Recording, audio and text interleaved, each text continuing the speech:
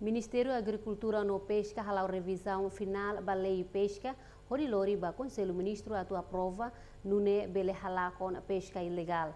Tamba volume pesca ilegal sae ba atos idahito no ikan quase rihun atos rua racing toneladas maklakon.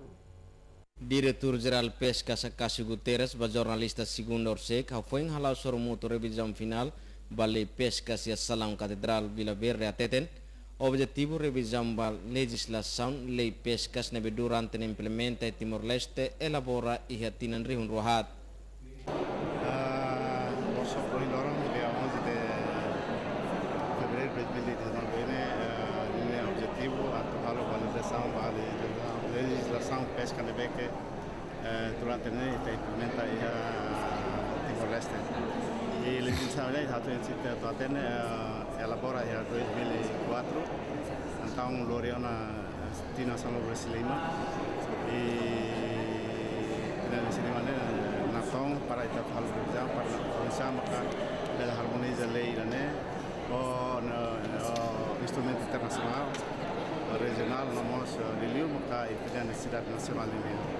Revisão ne final Loriana ba Conselho Ministro atu beleheta na aprovação lei ne buat barak halaran o insa atu hareba exploração recursos sustentabilidade nomos ba licença pescas e ba pescas ilegal. Nunemos Ministro Agricultura e Pescas Joaquim Guzmão hateten.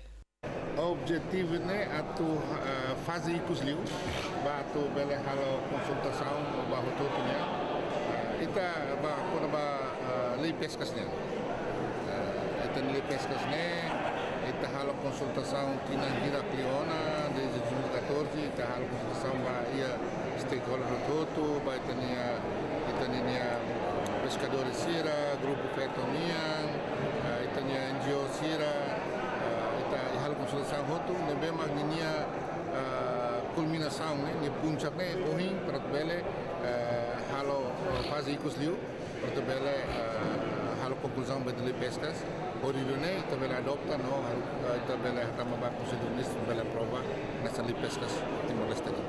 Ter plano atulore ba Conselho Ministro lalais dia cliu maibe halau revisão ne lorun rua depois hadiah hotutia buat nebe precisa hadiah maklori ba Conselho Ministro. Guilhermina Franco, STL News.